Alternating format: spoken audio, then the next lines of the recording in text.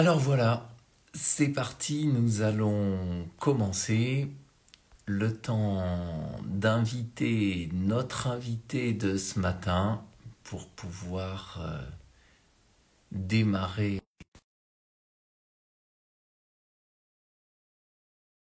Voilà, je suis ravi de vous retrouver maintenant et je vous vois arriver les uns et les autres. Et Bonjour notre Guillaume. invité est là. Ce matin, c'est Charles. Charles, je suis ravi de te voir arriver. On va démarrer d'ici quelques minutes. Moi aussi, je suis ravi de te voir. Tu es en Merci. forme? Oui, je suis en forme. Je n'ai pris, je n'ai fait aucun choix. J'ai étudié 3 cas, mais j'ai fait aucun choix. Ils sont un plus désespérants que l'autre.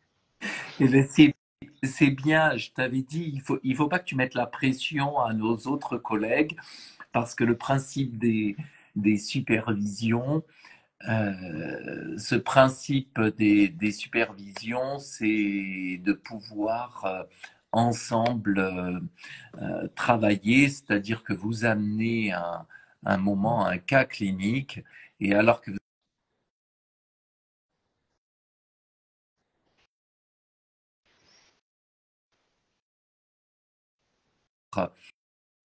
euh, reprendre à partir de votre présentation quelques éléments de comment ça s'est passé avec votre client, quelles sont les questions qui se posent à vous, quels sont les points techniques que vous avez envie d'aborder. Il n'est pas nécessaire de maîtriser tout le cas clinique, d'avoir toutes les pistes, toutes les solutions, parce que c'est le principe de la supervision. La supervision, c'est d'arriver avec ces questions, de pouvoir euh, dire où on en est pour qu'ensemble, avec le superviseur, mais aussi là avec toute notre équipe de professionnels qui est là présente aujourd'hui, tous ceux qui sont là présents, de pouvoir explorer cette situation. Donc, si vous aussi, vous avez envie, comme Charles, de pouvoir mettre en travail, en question le travail que vous faites, n'hésitez pas alors à m'envoyer un message, à me dire j'ai un cas sur tel sujet. Et puis, avec grand plaisir, je vous propose de l'aborder. On se retrouve euh, tous les 15 jours en live désormais sur Instagram. Notre prochaine rencontre sera le 17 décembre à 18 heures. Donc, si un d'entre vous est partant pour un temps de travail, que ce soit autour d'un cas clinique, autour d'une question technique, bah, proposez votre cas et c'est avec grand plaisir que je travaillerai avec vous, qu'on travaillera avec vous. Et puis voilà, tous ceux qui sont là présents aujourd'hui, si vous avez des commentaires, faites-le en direct. Vous avez aussi la petite bulle avec le point d'interrogation. C'est l'endroit où vous pouvez poser vos questions. Vous pouvez faire des apports aussi par rapport au cas clinique que Charles va nous présenter.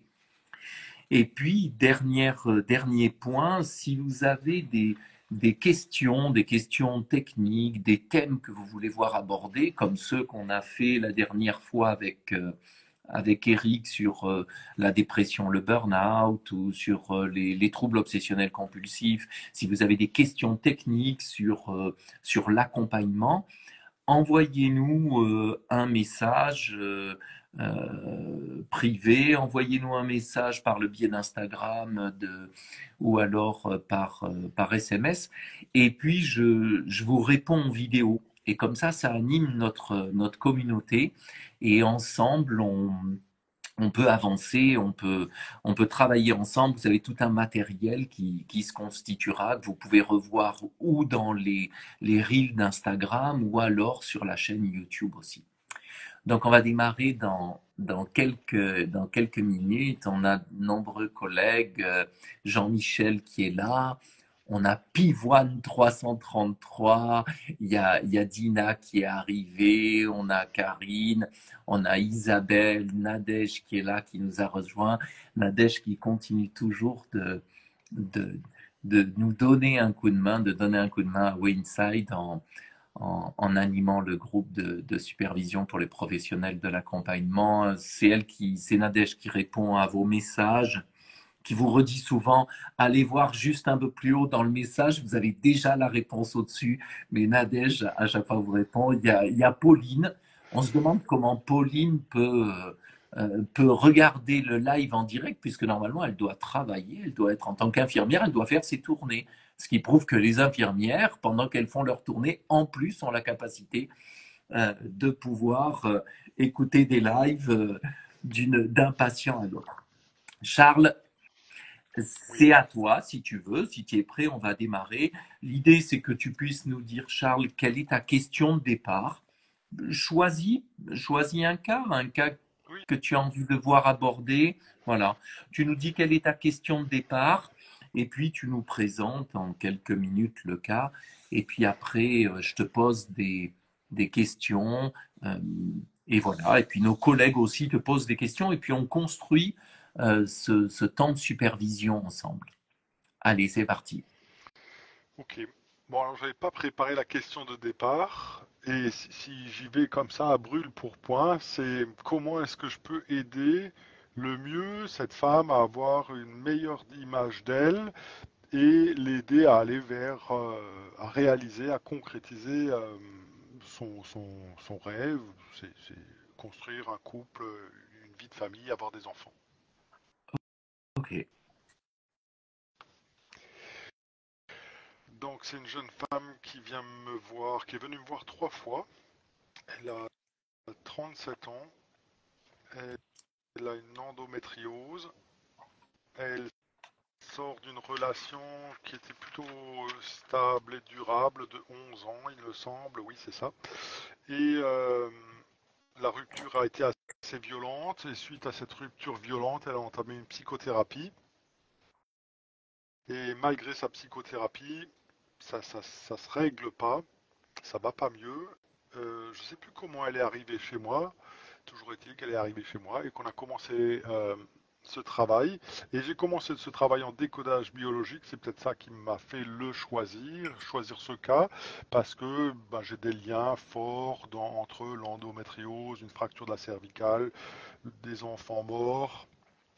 Et donc, ben, je me suis engagé dans ce travail relativement confiant. Il y a des choses que j'ai pu aider à solutionner. Et puis là, je suis à un endroit où ça coince fort. Ok.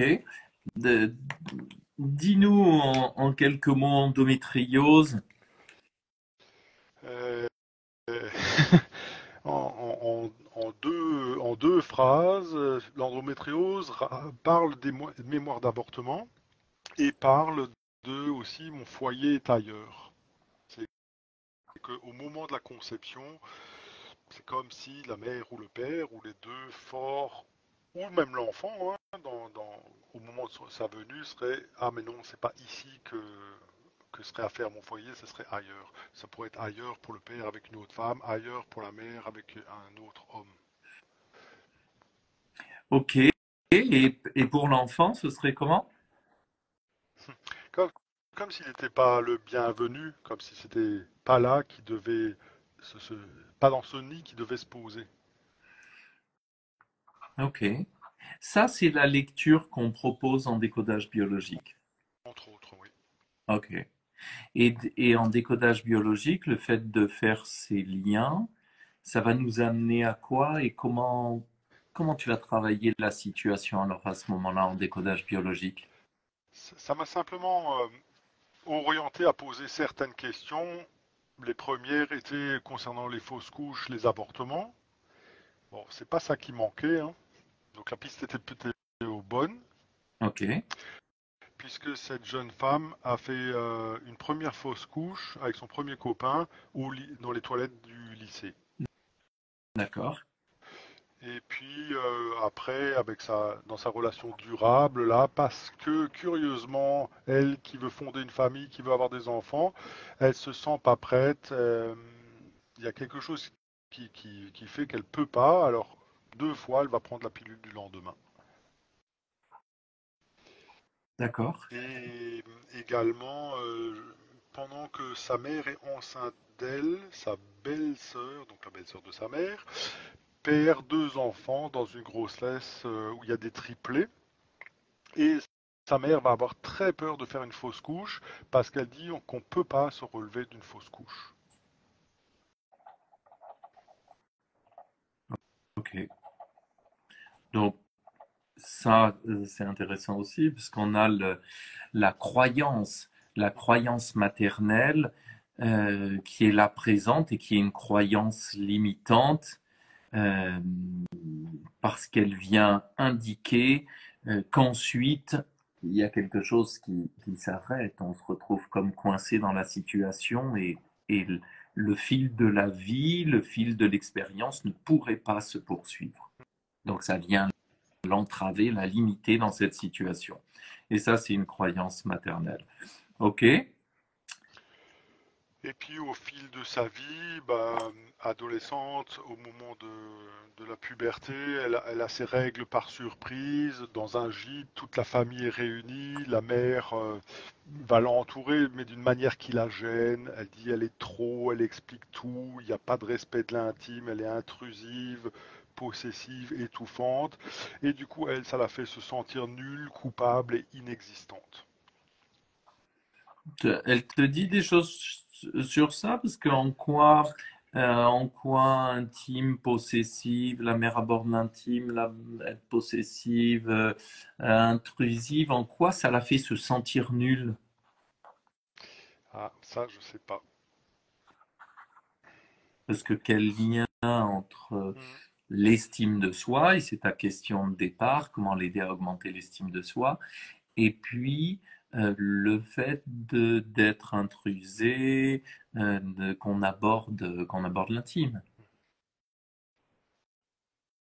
Je sais pas.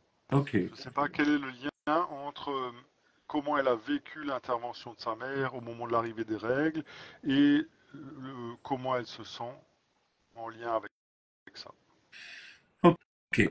Euh, D'autres collègues sont en train d'arriver et notre question, elle est autour d'un sujet amené par Charles, autour d'une jeune dame de 37 ans qui a vécu donc là une rupture au niveau sentimental qui vient pour une problématique d'endométriose. Charles travaille notamment avec le décodage biologique et d'autres outils.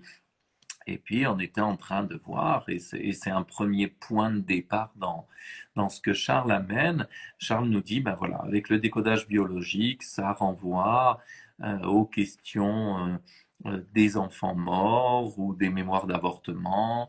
Ça pose la question de mon foyer est ailleurs, donc la question de la place, peut-être la question de la trahison, la question de ne pas se retrouver dans le juste endroit, la juste place. Et, et la question que souhaite travailler Charles, c'est la question de l'image de soi, comment cette dame peut accéder à une meilleure image d'elle, et puis construire un couple, une vie familiale, avoir des enfants. Elle a aucun enfant, cette dame aujourd'hui. Non, aucun Alors, enfant vivant. ok, aucun enfant vivant. Donc ça, c'est intéressant euh, parce qu'il y a eu plusieurs fois des conceptions, Oui, mais c'est jamais arrivé jusqu'à une réalisation. c'est ça. Donc, ce qui laisserait euh, entendre que la croyance, la prescription qui a été faite par la mère au niveau verbal, on ne se relève jamais d'une fausse couche, bah, serait validée. Absolument.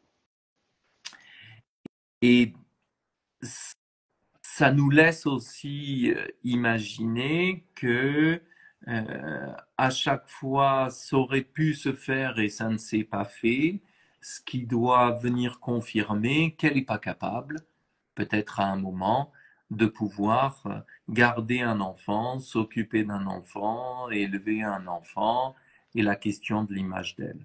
Quand elle parle de l'image d'elle, Charles, elle est uniquement centrée sur elle en tant que mère potentielle, elle en tant que femme, elle en tant qu'individu, quand elle parle de cette image d'elle qu'elle voudra améliorer, il en est quoi? Elle parle surtout d'elle en tant que femme et en tant que mère. À un moment donné, elle me dit, ah, j'ai réalisé que devenir maman, c'était devenir ma maman. Et ça, je suis pas d'accord. Moi, je veux être une maman à ma façon, avec quelqu'un qui me soutient.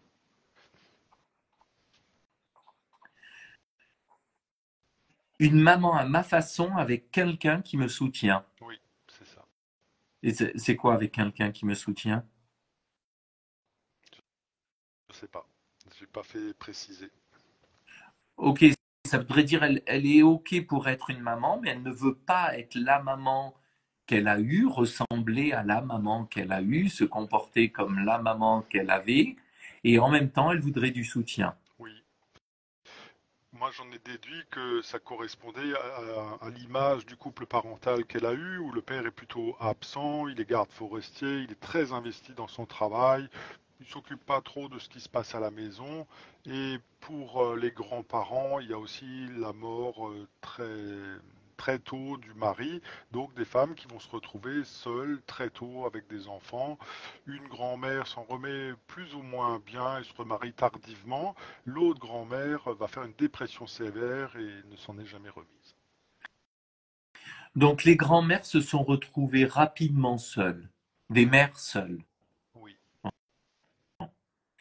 Alors déjà, c'est intéressant, et nos collègues peuvent peut-être réagir eux aussi, faire des ponts avec ce que vous entendez. Déjà, dans la présentation que tu fais, et qu'on ferait chacun dans un travail comme ça de supervision, un travail d'accompagnement, moi je garde en tête toujours attentif cette idée que les pistes que l'on vient valider sont nos freins. C'est-à-dire que nos, nos hypothèses, si elles tombent juste, elles vont venir nous limiter parce qu'elles vont restreindre notre champ de perception. Ça veut dire que là, très typiquement, et c'est pas lié au décodage biologique, mais tu utilises une grille du décodage biologique, tu pars sur la question de l'endométriose, puisque c'est le symptôme que cette dame présente. Il faut se rappeler que c'est un symptôme qui, qui pose problème, qui pose souci, parce que euh, dans la situation, c'est pas réglé, c'est difficile, c'est là où elle est entravée, limitée, c'est pas là où elle est dans ses pleines ressources. Donc en faisant ça, en amenant ça, on se retrouve, elle te présente son symptôme et elle te dit là où ça n'a pas été géré avant, ça n'a pas été réglé avant, faites quelque chose. oui, Et, et la lecture que tu as à ce moment-là, c'est la lecture du décodage biologique. Et malchance pour la situation, c'est que quand tu regardes avec la lecture du décodage biologique, ça match. tout Tu comme. pars sur endométriose, il y a, tu utilises décodage biologique, tu trouves les hypothèses mémoire d'avortement, mon foyer est ailleurs, la question du nid, et tu poses ces questions et la dame te répond oui. À partir du moment où elle te répond oui, c'est super parce que ça vient valider que les hypothèses du décodage biologique, eh ben, elles trouvent un écho dans cette situation. Mais à partir de ce moment-là, tu es coincé parce que tu es pris avec cette question des mémoires d'avortement et puis des foyers ailleurs. Ce qui fait que quand bien même tu viens questionner la filiation, le rapport du couple, des couples, eh ben, tu valides encore les choses parce qu'on se dit, ben, tiens, ben, preuve, puisque le père, lui, est absent, il est tout le temps pris avec son boulot, donc c'est un père ailleurs. Et puis, les grands-pères, ben, ils étaient ailleurs puisqu'ils sont absentés complètement, ils sont partis, ils étaient morts, et les mères se retrouvent toutes avec des hommes ailleurs, donc des mères seules et pas loin et en toile de fond, presque la validation, on peut comprendre que madame se débrouille de ne pas avoir d'enfant parce que si elle devient une mère ben, elle sera, comme toutes ces autres mères, une mère qui élève son enfant seule, puisque le père ou va s'en aller vers un ailleurs ou va mourir. C'est ça. Et elle viendra dupliquer, répliquer le, la filiation de toutes ces femmes d'avant. Et ça, on s'en relève pas. La mère en témoigne, on ne s'en relève pas, elle en témoigne au moins verbalement, peut-être relationnellement, physiquement aussi. On ne peut pas se relever de fausses couches, on ne peut pas se relever du fait d'avoir été enceinte et ensuite de vivre cette perte-là. Donc ça veut dire que cette hypothèse, elle vient nourrir, elle vient aider, mais elle vient limiter dans le même instant. Et Nadège nous amène des questions autour de les croyances des femmes de la famille, la question du transgénérationnel, et puis Nadège nous dit, et ça fait une ouverture, est-ce qu'elle a fait d'autres thérapies, cette dame? Est-ce qu'elle a exploré, en fin de compte, d'autres modèles de lecture, c'est-à-dire d'autres limitations potentielles, parce que tous nos modèles de lecture sont pile ce qui va venir nous limiter. Et en même temps, si on n'en a aucun, ben on n'a aucune piste pour travailler. Euh, Elle a fait une autre thérapie, mais j'ai pas posé la question. C'était quel type de thérapie, avec quel modèle, quelle école. Je n'ai pas posé cette question. C'est une question intéressante. Ok. Une autre question intéressante que je pose tout seul, c'est pourquoi les cervicales? Ah, j'avais relevé ces symptômes et je suis allé chercher et je me suis aperçu que je crois que c'est la D12 et la D12 parle d'endométriose, elle parle du pubis, elle parle du père ou du conjoint et donc et du conflit sexuel pas propre. Donc ça tombait bien, pile poil. Donc ça continue de venir limiter. Si je poursuis ce que tu as dit tout à l'heure, j'ai cherché plus finement si c'était fracture à droite ou fracture à gauche. Eh ben, il y en a une qui parle de la culpabilité liée à la demande sexuelle de l'homme et l'autre parle de la colère par rapport à cette même demande. Bon, je ne sais pas si c'est gauche ou droite, mais Alors, culpabilité, colère, vous voyez, on continue de valider, d'amener comme des éléments qui pourraient valider cette piste, mais qui de fait nous enferment parce qu'ils nous amènent vers cette lecture d'une limitation, d'un impossible, de se retrouver coincé, d'être dans un désir de quelque chose, donc ce mouvement en avant, et en même temps ce mouvement il est freiné. Oui, il est freiné parce que quand on réalise ce rêve, à ce moment-là, on se retrouve potentiellement à devoir le payer parce que le rêve étant réalisé, on se retrouve toute seule et ça, on s'en relève pas. Si on ne va pas jusqu'au bout, ben, on le paye aussi toute la vie. C'est-à-dire que quels que soient les choix qu'on fait, on est coincé. Alors, c'est pas mal. Il y a quelques jours, je postais une interview de Jacques Brel. Alors, non pas que je l'avais faite avec lui, hein, elle existait avant. J'aurais bien aimé l'interviewer. Et, et dans cette interview, Jacques Brel nous dit, on est infirme des rêves que l'on ne réalise pas. Alors là, ce serait le contre-pied. C'est intéressant de penser le contre-pied de la situation. On est infirme des rêves qu'on ne réalise pas. Alors que là, la prescription serait, qui est limitante, on est infirme si on réalise nos rêves. oui. Et donc, les rêves qu'on ne réalise pas, réalisons-le, réalisons-les. Ça, c'est la piste vers laquelle nous ouvre la thérapie solutionniste expérientielle, c'est-à-dire donnons-nous les moyens d'atteindre ce que nous souhaitons. Si son rêve est de construire un couple, si son rêve est de vivre une vie de famille, et c'est ce vers quoi elle nous amène, puisqu'elle dit, moi j'aimerais être cette maman, mais à ma façon et avec du soutien. C'est, c'est une voie qu'elle t'amène, c'est-à-dire être une maman à sa façon. C'est peut-être ça qui peut être questionné. C'est quoi pour vous une maman? À votre façon, à vous, elle serait comment cette maman-là? Et, et avoir du soutien, pourquoi vous en auriez besoin? Comment vous auriez besoin de soutien?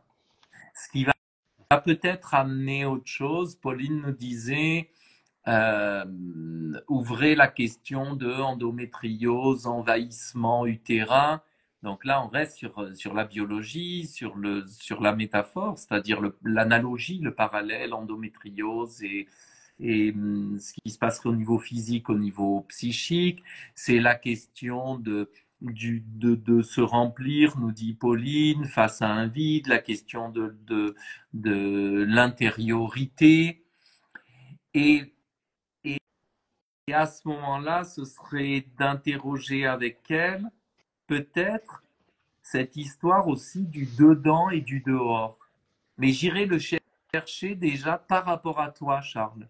C'est-à-dire que dans la situation, avec l'hypothèse du décodage biologique, mais ça aurait pu être n'importe quel autre modèle, je t'aurais dit, en ayant une hypothèse faite, ficelée et surtout une hypothèse qui fonctionne dans ce que le patient vient nourrir, tu as, en allant chercher dans tes livres du matériel, alors tu as un pas d'avance sur la dame. Alors tu as un pas intrusif sur la dame, c'est-à-dire que tu sais son intime avant qu'elle puisse énoncer son intime. Tu lui proposes, et tu, même sans l'énoncer, tu sais ce qui se passe au-dedans d'elle dès qu'elle dit le mot endométriose. Ça veut dire que tu vas voir dans tes livres, c'est comme la maman qui, au moment où sa jeune fille a ses règles, elle va plonger dedans et commencer à observer. Et la dame dit qu'elle a vécu ça de manière très intime, très possessive, très intrusive. Et donc nos savoirs peuvent faire ça aussi. Et l'idée n'étant pas de barrer tous nos savoirs. On ne peut pas ne pas avoir de savoir dans l'accompagnement. Mais ça va être plutôt comment, alors que nous avons des savoirs, alors que nous ne pouvons pas nous empêcher de construire des hypothèses et un modèle, et c'est ce qui vient nous nourrir, comment à un moment on peut redonner la main à la dame. Et peut-être que Isabelle ouvre aussi cette piste en disant comment se passe la construction relationnelle avec toi, Charles, en tant qu'homme, c'est-à-dire d'interroger la question du lien. Et peut-être, et là c'est une autre piste qu'ouvre Isabelle, c'est-à-dire toi en tant qu'homme, de façon analogique, les autres hommes d'avant. Comment quelque chose, là Isabelle nous amène vers la piste, comment quelque chose de son histoire vient se rejouer dans cette histoire, ici avec un homme. Mais on pourrait en rester sur qu'est-ce qui se rejoue au niveau relationnel, qu'est-ce qui se joue au niveau du soutien, qu'est-ce qui se joue au niveau de l'intime. Parce que là encore, dans la piste qu'Isabelle amène, et on entend bien la question de la résonance, ou on pourrait l'appeler la question du transfert, le fait de l'amener comme ça va nous faire zoomer du côté des hommes. Et donc de répéter une certaine vision de la situation, là où peut-être la solution et l'ouverture, elle se trouve dans interroger de façon plus globale. Qu'est-ce qui se rejoue au-delà de cette question, les hommes, les mères? C'est un modèle dans lequel cette dame est déjà. Toi, tu entends quoi des questions de l'intime, des questions de la relation, des questions du soutien? Comment ça se passe, toi? Et comment tu le perçois? Alors, quand tu me poses la question comme ça, l'intime me pose pas souci dans la relation. En tout cas, j'ai pas l'impression. Euh, Par contre, du soutien, oui, là, ça vient un petit peu me m'égratigner à des endroits où peut-être moi aussi j'aurais tendance à chercher du soutien. Oui, je veux bien si j'ai du soutien. Je veux bien réaliser, concrétiser si j'ai du soutien. Ok, donc là, on a une piste intéressante pour moi dans le travail clinique. Ça veut dire que c'est une sortie du savoir. Tu n'es plus dans un endroit du savoir et un endroit confortable où, tiens, endométriose, j'ouvre mes livres, on a en décodage biologique, les cervicales, on a les enfants morts, tac, tac, tac, tac. Zone de confort, on repart roupillé. Et plus on accumule de matériel, ben, plus on se retrouve immobilisé, mais sachant, et donc d'autant plus angoissé parce que en ayant la perception de savoir quelque chose, on découvre que l'on ne connaît rien de l'histoire et on se retrouve limité.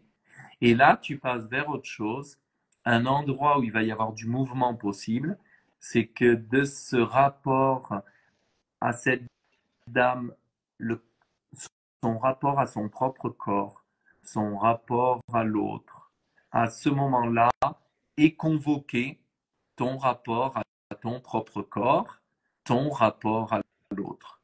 Et là, tu viens d'aborder ton rapport à l'autre en disant, tiens, moi aussi, j'attends ce soutien-là. Je suis capable d'amener, de proposer, de d'être cette colonne vertébrale qui avance si moi-même j'ai une colonne vertébrale qui me soutient.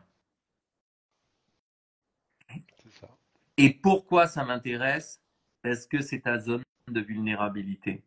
Parce que c'est à l'endroit où tu es en vulnérabilité et en fragilité, alors que quand tu es dans l'espace du décodage biologique, tu es dans un espace du savoir ou du tout savoir, même si tu as de l'humilité et tu dis pas je maîtrise tout, mais c'est un endroit où il y a du savoir, donc c'est un endroit où le livre est plein et donc où rien ne bouge, c'est des lettres mortes. Et l'idée, c'est comment sortir des lettres mortes et faire écriture, comment remettre du mouvement dans cette histoire. Et c'est à l'endroit où toi tu te sens vulnérable. Et plus rapidement tu réouvres les livres et tu dis ah ben ça c'est ça, ça je sais ci, je sais ça, là, plus ça s'arrête. Et plus tu vacilles, plus tu mesures comment la colonne vertébrale se soutient d'elle-même et de quelques muscles. Mais oui. Mais sinon, on voit bien comment le décodage biologique viendrait faire corser. Oui. Oui, c'est Et ça. Tout à fait. pourtant, on pourrait, si on suit cette métaphore, la syphose, la lordose de la dame, cette colonne tordue qui est sa singularité, c'est-à-dire son rapport à, à la maternité, est ce qu'il y a de plus singulier. Et c'est dans cet endroit de vulnérabilité qu'il va vraiment y avoir rencontre. C'est là où cette dame te questionne sur ton propre besoin de colonne vertébrale. Dans un cadre de supervision, si on analysait le compte transfert ou la résonance, c'est ton propre rapport à la paternité. Et oui. Et c'est là que c'est intéressant. Et c'est aussi ton rapport peut-être à la question du dedans, de l'intime, de l'image de soi, de l'estime de soi. Et comment ça ne peut pas être un livre extérieur qui nous donne le sentiment d'être plein du dedans. C'est sûr.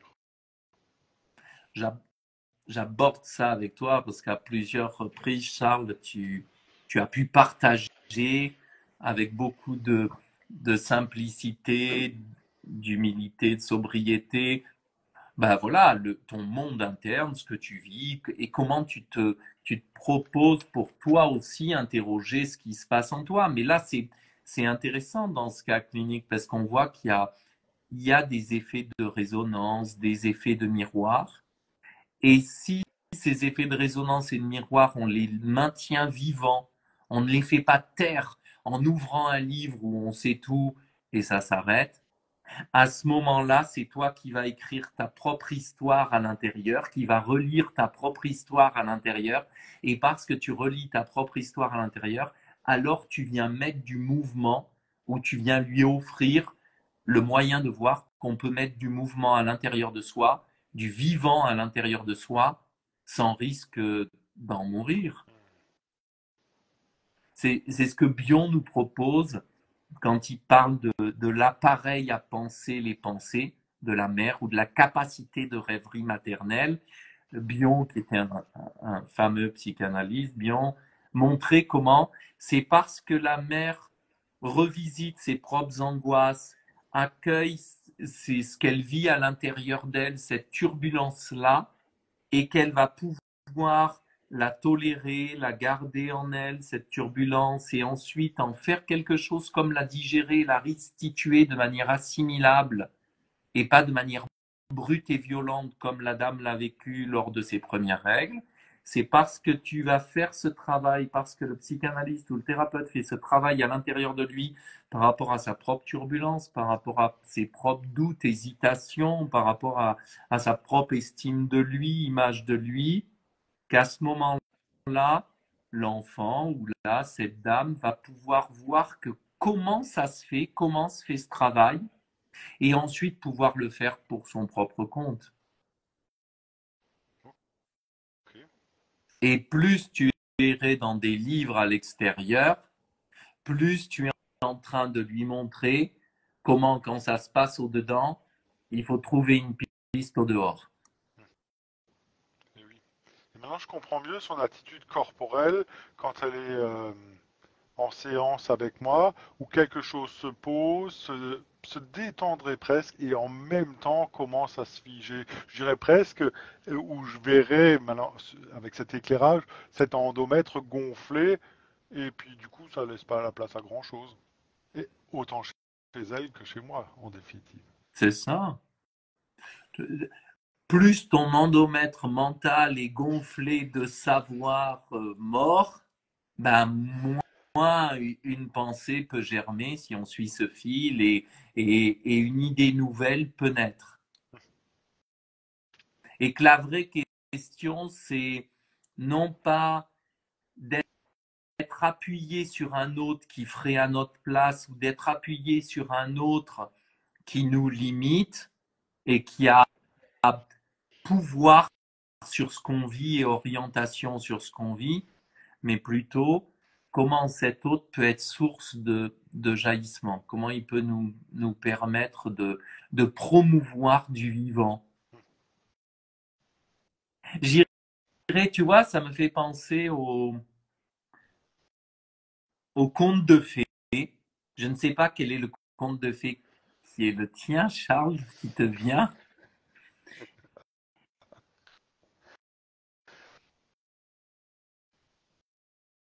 Celui auquel je pense pour cette dame-là, le conte de fées qui me vient, c'est en fin de compte ces contes de fées pour lesquels il y a une prédiction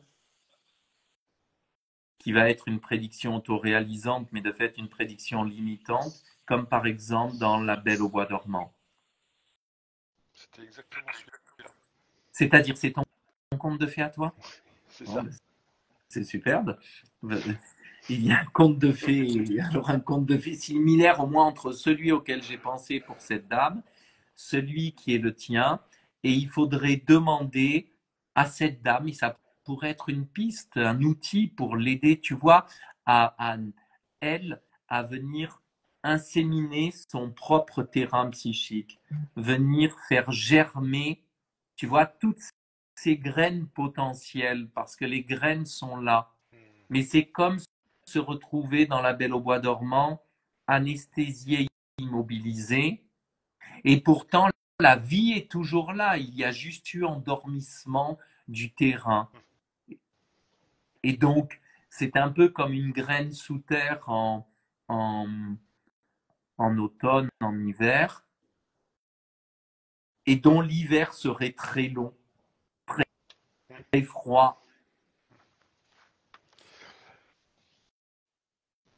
Pour la petite anecdote, si je peux l'insérer à cet endroit-là, elle a fait congeler des ovocytes. Ok. Donc, c'est ça, hein. Alors, c'est ça. Je dirais pas c'est ça, parce que ça voudrait dire, tu vois, c'est la preuve ce que tu dis, Guillaume. Oui, C'est c'est plutôt vrai. penser cette piste-là comme une métaphore qui, moi, vient me nourrir, que je ne lui restituerai peut-être pas, et, Ok. et plutôt je l'inviterai à amener des choses autour du conte de fées. Si vous pensez conte de fées, quel est le conte de fées qui vous vient immédiatement pour qu'elle vienne nourrir quelque chose? Ou lui dire, tiens, euh, la Belle au bois dormant, ça vous fait penser à quoi? Qu'est-ce que ça vous évoque? Pour qu'elle elle vienne nourrir et dire ses mots à elle sur cette histoire à elle. C'est aussi, tu vois, quand je dis La Belle au bois dormant, conte de fées, au moment où je te le racontais, je te disais cette graine qui est sous terre pendant l'hiver et qui ne germe pas et qui pourrait plutôt pourrir, et c'est parce qu'elle va pourrir que la naissance va pouvoir se faire, parce qu'elle va pourrir, se dégrader, que la germination va avoir lieu. Et là, on retrouve moi, ça me fait penser au mythe de Perséphone et de Déméter, le grain de blé. Et donc, c'est d'aller chercher pourquoi, à un moment, dans ce mythe-là, quelqu'un est comme sous terre et va pouvoir revenir qu'au moment du printemps. Qu'est-ce qui s'est passé? Comment les dieux ont été blessés, affectés? Qu'est-ce qui a été transgressé dans l'histoire? Et là, c'est intéressant d'aller visiter le mythe de Perséphone, Déméter, parce que c'est cette question qu'on est en train de tisser. Donc, tu vois, je fonctionne plus par analogie. Ça me fait penser à ça, ça me fait penser à ça. Mais ce qui m'intéresserait, c'est que ce soit elle qui amène le conte de fées. C'est que ce soit elle qui vienne écrire une histoire, c'est-à-dire c'est quoi être une maman à votre façon, à vous. Qu'est-ce qu'elle a de singulier, cette maman-là? Quelle maman vous seriez? C'est-à-dire lui donner l'occasion de rêver son rêve. Parce que c'est parce qu'elle va commencer à rêver son rêve qu'elle va pouvoir commencer à écrire l'histoire. Et que la réponse ne peut pas être du côté je dois trouver des moyens pour lui permettre d'être enceinte et de garder un enfant.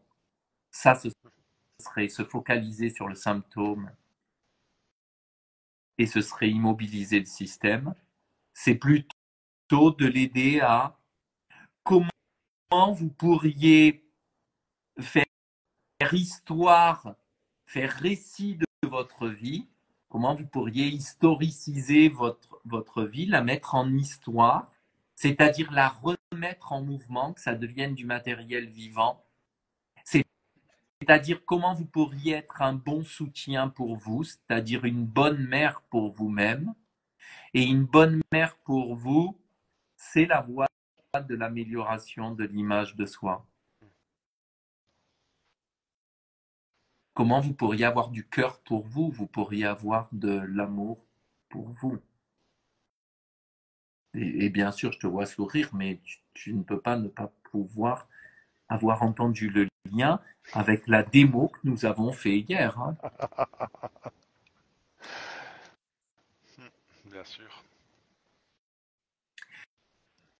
Et là où ça fera changer la prédiction, c'est que toi, tu deviendras à ce moment-là, si tu accompagnes de cette façon plutôt qu'en accompagnant avec un gros livre, c'est-à-dire avec des lettres mortes, des lettres posées sur papier, tu deviendras un père vivant, un homme vivant, et tu fais mentir la prédiction. Tu viens faire cette marraine ou ce parrain qui vient au-dessus du berceau de l'enfant et qui dira quand bien même le rouet piquera et que la belle au bois dormant s'endormira, un jour, c'est un prince qui arrivera pour permettre à la belle au bois dormant de se réveiller et l'histoire continuera.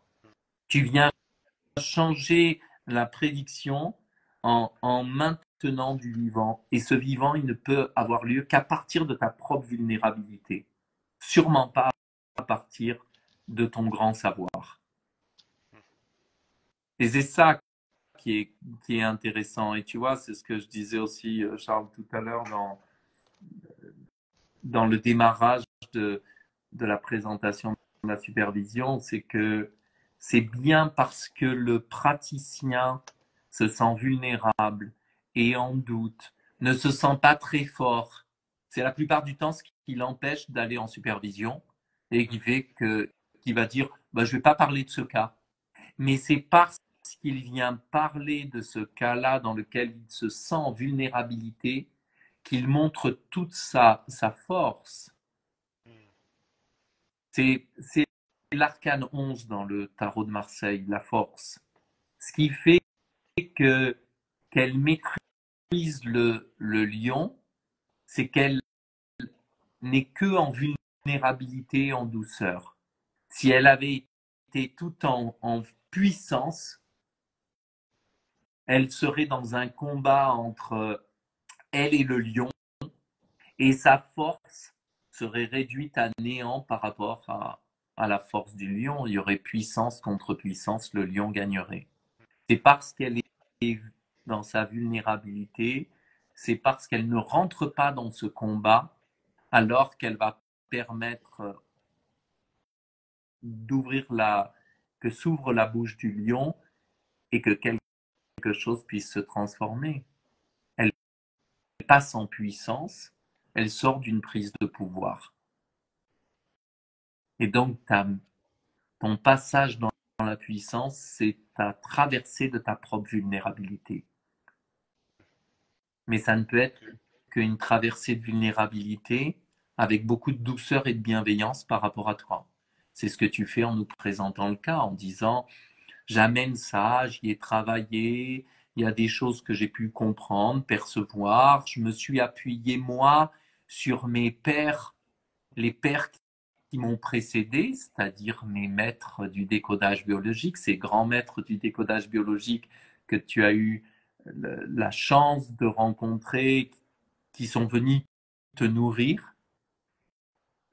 Et là où ça fait richesse, c'est que tu dis, je ne serai pas ce perroquet qui va répéter à l'identique les phrases, je serai cet homme qui nourrit de ses connaissances, de tous ces savoirs qui sont là, à un moment va tenter de faire sa propre écriture, va venir tricoter sa propre histoire avec celle de son client pour que quelque chose naisse, mais je ne sais pas quoi. La seule chose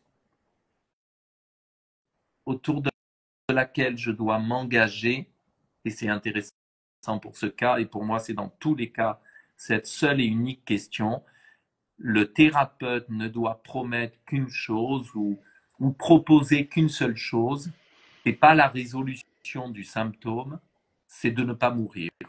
Je vais essayer de m'engager autant que faire se peut à ne pas mourir avant la fin de la thérapie. Et c'est parce qu'il maintient sa vivance psychique, physique sûrement, parce qu'il reste vivant, qu'à ce moment-là, la patiente va se sentir tout ce vivant en elle et va pouvoir s'appuyer sur elle et quelques autres.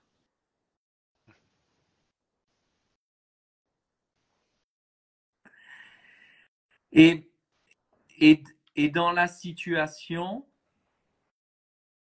qu'est-ce que tu lui proposes du côté, toi, de l'image d'elle? Comment tu travailles cette question avec elle?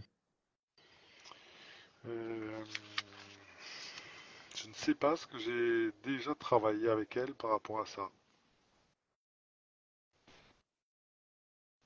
Si on faisait la synthèse des 3 séances que j'ai eues avec elle, que tout ça a émergé, que j'ai vu que j'avais beaucoup de contenu, qui avait de la structure, mais donc appuyé sur plus des livres, j'avais fait des liens et Bah, sur l'image d'elle, on n'a pas encore travaillé.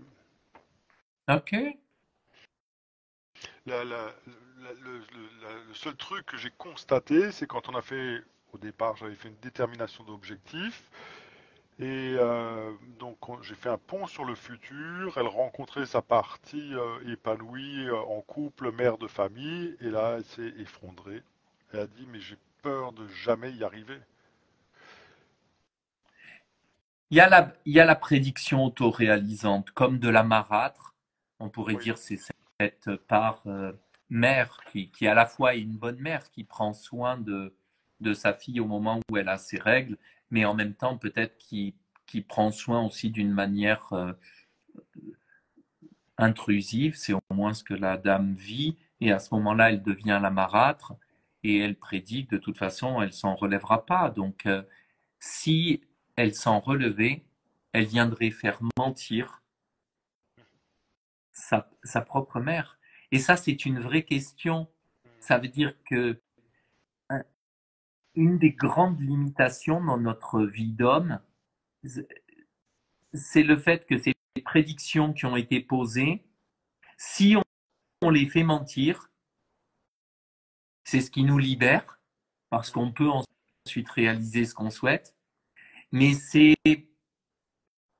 une trahison dans, dans la loyauté par rapport à la filiation, parce qu'à ce moment-là, la fille dit, moi, je t'indique que ce que tu avais prédit ne marche pas. Donc je t'invalide dans ton énoncé. Mais il faudrait l'aider à distinguer que là où elle invalide sa mère dans son énoncé, elle n'invalide pas sa mère. Elle invalide la parole qui était une parole limitante et elle lui dit, désormais, maintenant que je sais que cela existe, ça fait partie de mon héritage. Et parce que je sais que ça fait partie de mon héritage, je ne le laisse pas agir dans ma vie quotidienne. Et merci peut-être, et ce serait la voie du pardon, merci de m'avoir offert cette limitation, maman, parce qu'ainsi aujourd'hui, c'était tellement fort et limitant pour moi que je ne le transmettrai pas à mes propres enfants.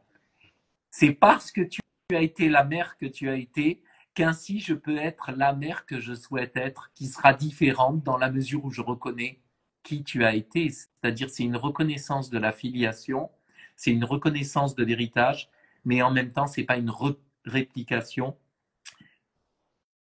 de cet héritage qui pourrait être mortifère.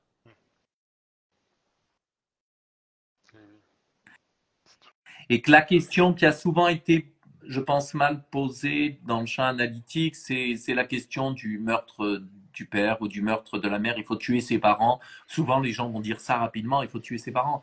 Mais si on tue ses parents, c'est une modalité d'adolescent. Il attaque, il s'oppose à la loi pour se poser. C'est très immature. L'idée, c'est accueillir la loi, reconnaître cette loi-là ou reconnaître l'héritage transmis par nos parents pour pouvoir faire ce pas de côté. Et c'est d'un pas de côté dont il s'agit. C'est un pas de côté qu'il faut faire pour ensuite revenir dans l'axe central. Alors qu'on était dans cet axe d'héritage, on fait un pas de côté, on en saisit, on en apprend quelque chose, on s'en nourrit, mais pas pour prendre une voie dérivée, s'éloigner de son héritage, pour revenir dans son axe et revenir au centre, mais revenir au centre nourri de par ce pas de côté. À ce moment-là, ça nous permet de passer au-dessus, de passer au-dessus de toute cette histoire qui nous a précédés, mais pour en faire notre histoire à nous, nourrie de l'histoire précédente. On est le maillon de cet héritage. Ok. Il y avait Eric qui disait 36e minute de cadeau. Et puis Anne-Sophie, que tu connais bien aussi, qui dit oui, c'est un vrai cadeau d'ouverture. Nadège qui te dit à propos de ce savoir mort, Charles, il te reste à laisser se déployer la TSE pour accéder à l'autre rive. Voilà ce que partagent nos collègues. Il y a peut-être d'autres d'autres éléments qui sont là pour vous. N'hésitez pas à amener vos lectures, votre regard, de dire comment ça résonne pour vous, ce que, ce qui est amené dans ce cas clinique que nous partage Charles, peut-être comment ça fait écho à à des pratiques qui sont les vôtres aussi, comment à des moments vous avez su faire ce pas de côté, qu'est-ce qui vous permet à vous de faire ce pas de côté dans ces moments où vous vous sentez peut-être coincé dans le travail avec vos clients, ou peut-être quelles sont les autres portes que ça ouvre, les autres pistes que ça ouvre, comment vous ne partagez pas ce regard-là. N'hésitez pas à partager avec vous. Peut-être d'autres éléments, Charles, par rapport à cette dame-là, d'autres éléments qui a utilisé on a entendu la thérapie des états du moi, Oui. en lui permettant en lui offrant cette possibilité avec une futurisation de voir cette mère qu'elle sera dans le futur. Et là, il y a effondrement peut-être parce que la question de l'écologie, elle se pose, c'est-à-dire quel serait le risque pour elle de devenir cette mère-là, c'est-à-dire d'avoir un enfant, quel serait le danger Mhm. majeur. J'ai posé cette question de l'écologie. Je ne sais pas si je l'ai posée au bon endroit, mais en tous les cas, elle m'a amené des éléments de réponse et les inconvénients d'accéder à son rêve, c'est la peur de la monotonie, que ça révèle ses failles, qu'elle soit mise à nu et qu'elle s'oublie et donc qu'elle perde de la liberté. Ok, il y a cette histoire de mise à nu, hein, d'intime, d'intrusion, de possession. Et c'est intéressant parce que, et peut-être ça peut parler à plusieurs d'entre nous, c'est que parfois, en tant que parent, on peut essayer de faire au mieux, mais tellement on essaye de faire au mieux, au mieux, au mieux, et tellement bien, et toujours présente, et toujours là, qu'à ce moment-là, nos enfants peuvent vivre cela comme une intrusion, comme une possession de leur intime, alors que l'intention n'était pas là. Et comment une mère qui voudrait être parfaitement bonne devient une mère insuffisamment bonne. Et Winnicott nous disait, c'est être une mère suffisamment bonne, pas une mère totalement bonne. Hein. Et là, je vois qu'il y a d'autres collègues qui sont là. Il y a Naëlie qui est là. Je suis ravi qu'elle soit là présente. Naëlie aussi, qui est là présente. Il y a toute une richesse à nous amener aussi. Voilà, il y a Corinne qui dit qu'elle doit nous quitter, voilà, qu'elle remercie pour cette analyse, pour ce travail, Charles. Et donc, l'estime, tu dis l'estime avec ce risque de perte de liberté. Oui. Là, tu vois, ouvrir ces pistes, c'est l'aider à travailler sur l'histoire, comment elle l'écrit. Partir sur un savoir, mais de l'immobilité, parce que tu vois, sur cette question des mémoires d'avortement, des pères qui sont absents, ça fait que confirmer la prédiction. Et donc, ça fait que majorer cette immobilisation, ça fait que majorer ce terrain mortifère qui est là, qui est flottant. D'ouvrir comme là, tu l'as fait avec l'écologie, où elle te dit, ben oui, mais si euh, j'ai une famille, j'ai un enfant, à ce moment-là, ma liberté est entravée, ça s'appelle une croyance. Et, et c'est ça qui peut l'aider ou ouvrir des portes, c'est de lui dire en quoi avoir des enfants euh, nous limite, enlève notre liberté. C'est Et oui, là, peut-être là aussi un héritage, parce que c'est peut-être ce qu'elle croit que sa mère et que les autres mères avant ont vécu. Elles se sont retrouvées parce qu'elles ont eu un enfant, tout d'un coup toutes seules, et elles étaient prisonnières parce qu'elles devaient s'occuper, elles étaient seules, donc elles devaient s'occuper de l'enfant. Mais l'un ne va pas avec l'autre. C'est pas parce que on a un enfant qu'on n'a plus de liberté. Ça, c'est une croyance dysfonctionnelle. Elle est à travailler. Oui, et là, encore une fois, ça fait écho avec ma propre histoire. Et donc, je me rends compte où j'étais bien entravé dans le travail avec elle. Mais c'est intéressant. Notre ami adepte des bretzels vient nous dire, notre grande spécialiste du bretzel, notamment, hein, mais aussi du travail thérapeutique, Anne-Sophie nous dit la volonté de thérapeute, du thérapeute parfait, en miroir de la maman qui veut être parfaite. Je, je vois pas du tout pourquoi Anne-Sophie dit ça. Je comprends. Et c'est une vraie Merci Anne-Sophie. question. C'est Hmm. une vraie question et c'est la question des mandats. C'est-à-dire que le client vient en, en espérant trouver un thérapeute parfait qui résoudra ce problème. Mais ça, c'est ce qu'il demande de façon manifeste. Vous que je pense ou que je crois étant parfait,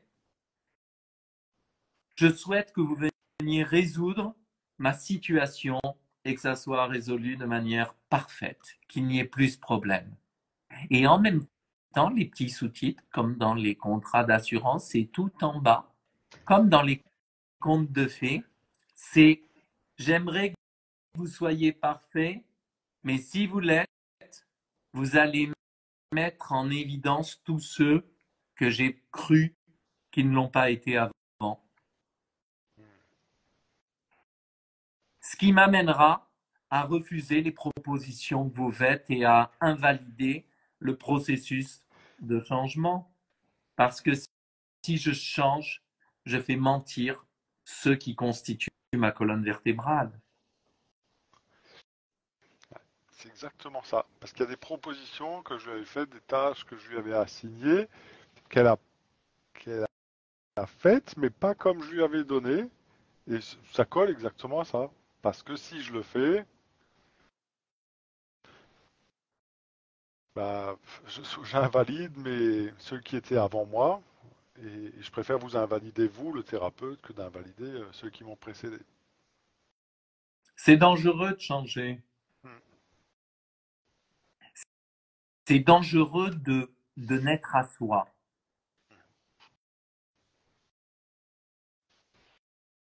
Et c'est ça, c'est plus facile d'enfanter. Hein. C'est simple quand même. Hein.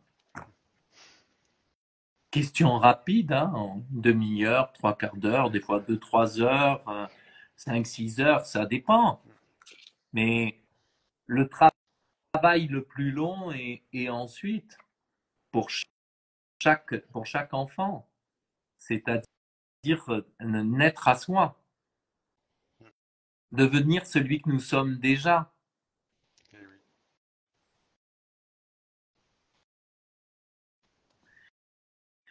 Ok, est-ce qu'il y a d'autres points sur lesquels tu voudrais qu'on réfléchisse, qu'on se dise quelques mots?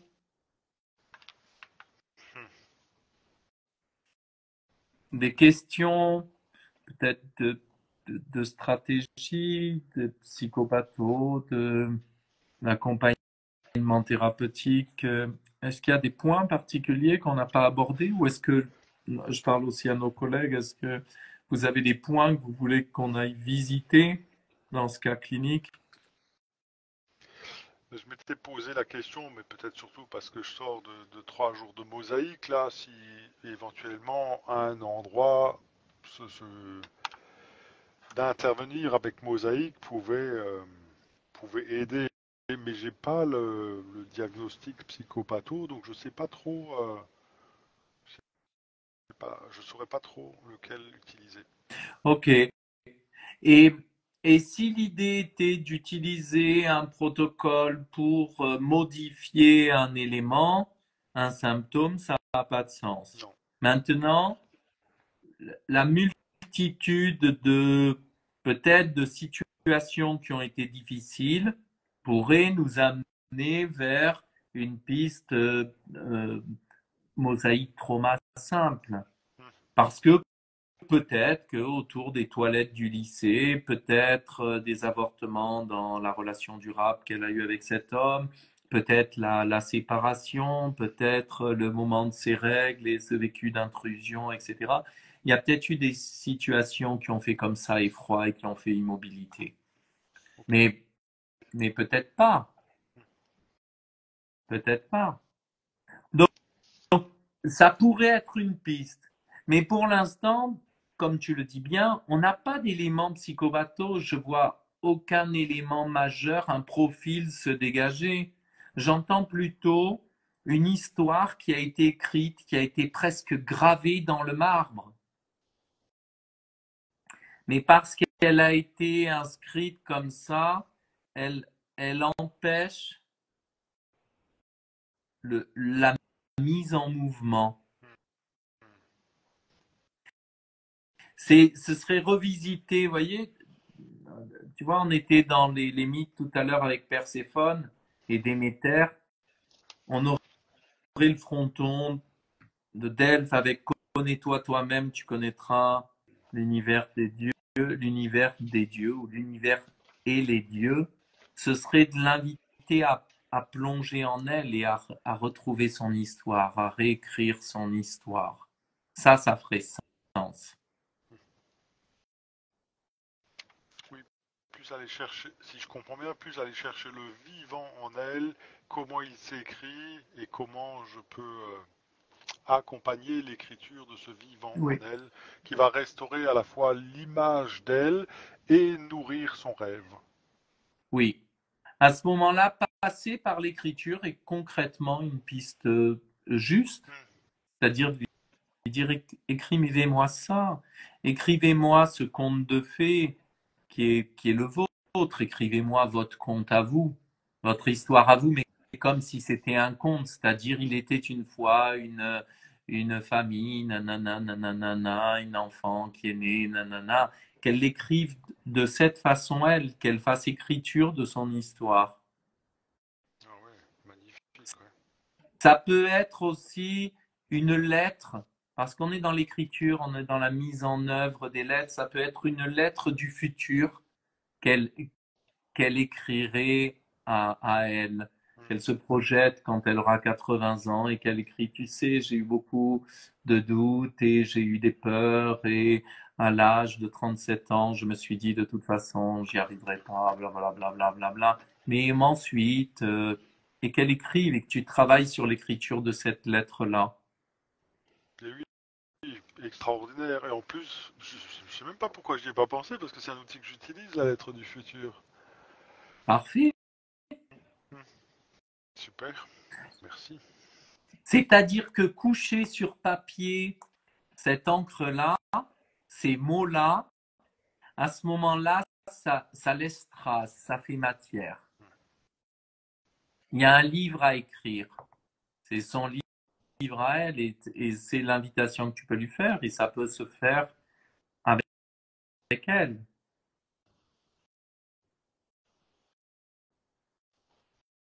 Et, et ça ferait trace, ça ferait une expérience qui vient nourrir son histoire plutôt que de rester une terre brûlée, une terre presque vierge, une terre euh, comment on dit, qui peut pas faire germer une terre, c'est pas aride, c'est une terre qui serait non fertile. Il y a cette page blanche et cette encre qui peut là couler et qui permet que se forment les lettres, que s'assemblent les lettres et que vienne naître un texte, son texte à elle. Ah, très belle métaphore de la procréation. Voilà. Hmm.